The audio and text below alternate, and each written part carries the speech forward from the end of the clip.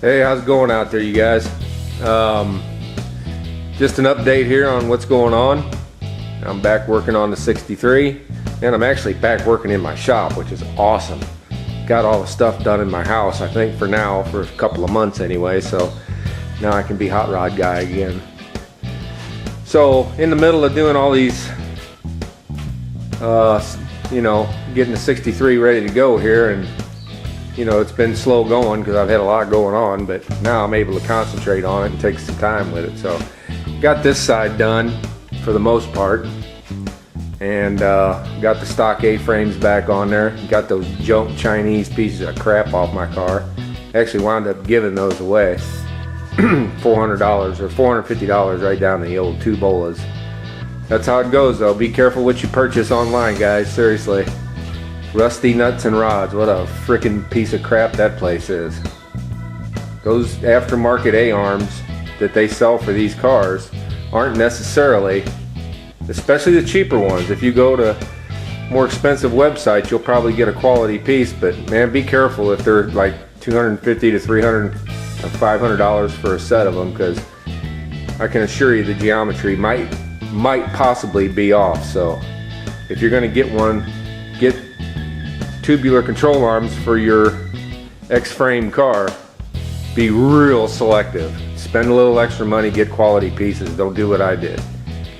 So anyway, as you can see, I got this side together, and it's all freshened up and painted and ready to go. I upgraded with I've been looking for these for a long time, man, and I never was happy with the stock ones. You can see the stock ones right there. I haven't plumbed this thing yet, and it's what I'm going to do today. But I've never been satisfied with the braking power or the holding power when I have the line lock engaged. So I finally found a pair of these used that were really within my price range, or what my tolerance is.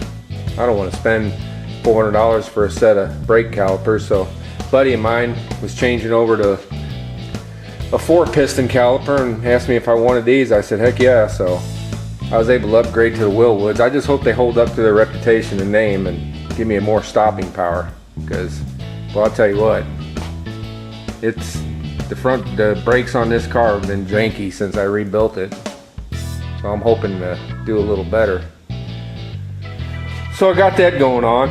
Now I haven't got the other side in yet because, man, I'll tell you what, you can see I got the stock control arm back on there, both the lower and the uppers.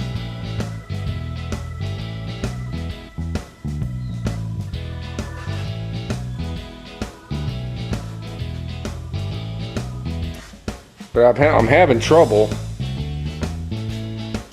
getting this spring to compress so that I can put it back up in there.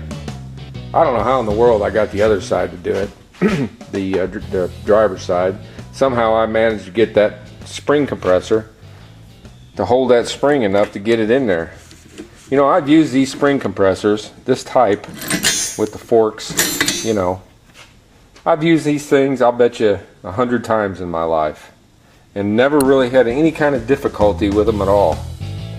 Now these springs are sprayed with POR 15, and I'm just wondering if that's part of the reason I'm having trouble getting these forks to hold that spring without spinning. I've even gone as far as getting another type of spring compressor with the fork and the hooks and all that. That thing spins even worse than the other one does. So I've more or less eliminated that. Now a buddy of mine's coming over today, and I've needed an extra set of hands. I've been working with this thing for over a week now to try to get that spring compressed enough to put it back in the car. And that's the stock spring, believe it or not. Now I've watched other videos where guys use a jack and a hammer and, you know, somehow get the spring in there, but this is an X-frame car, and the spring, when it's in the car, as you can see here, you can see how that spring is curved once it's in the car.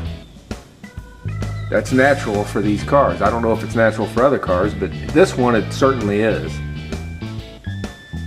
And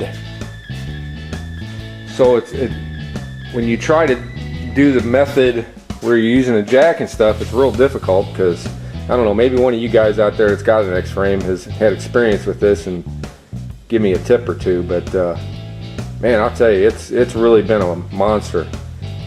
I've cussed more in the last week than I have in the last year. But, you know, hopefully me and my buddy can get this thing in there today and I can get this job done. Get this car back on the road, because I'm ready to get it back on the street. You know, these things sell for like $359 a set. Somewhere in there, $350. Got these used for 120 bucks, man, so I feel pretty good about that. And they're not that much used either. They were on a 68 Camaro. So I'm happy to have those. And my work here on the 63 has been stalled because I wrecked my little hoopty, my little Honda here. Bashed into a guy's trailer hitch. It was making a right turn in front of me. One of them deals, you know, I watched the guy make the right turn and take off, and I looked to my left and started off, and he had stopped right in front of me, and that's the result. So I'm putting that back together, waiting on parts right now. And then my brother's project's getting ready to start, so the old shop's getting filled up with parts. His GTO clone project, the guy in the body shop almost has it ready for us to put the engine in, so we've been collecting parts. As you can see, man, I got parts galore here for that car. So we're going to get that thing put together. And I still got this that I need to get on, so I can't wait to start on this, man. I've got parts for this too. I'm changing it over from an automatic to a 4-speed. Everything I've got's got an automatic. I want something different, so I got a Muncie 4-speed for it that's going in it. That's going to be fun. And, you know, just really finally getting ready to do shop stuff, man, and spending a lot of time out here and enjoying myself. So, you know, even though I'm having hassles with this spring, we'll get it in there. And I got to put a new belt on that, and I bought a brand new battery for the car. I'm hoping that does a lot better than the last one. These have a pretty good reputation, so I'm thinking that's the way to go. And looking forward to having that, and I'm going to put one in the Vega too. So that's the quick update, guys. That's where I'm at. Hoping to have this thing back down on the ground and rolling by this afternoon, and hopefully back on the street in about a week after I finish up the other things I want to do to it. So stay tuned. Thanks for watching. Rock and roll, baby.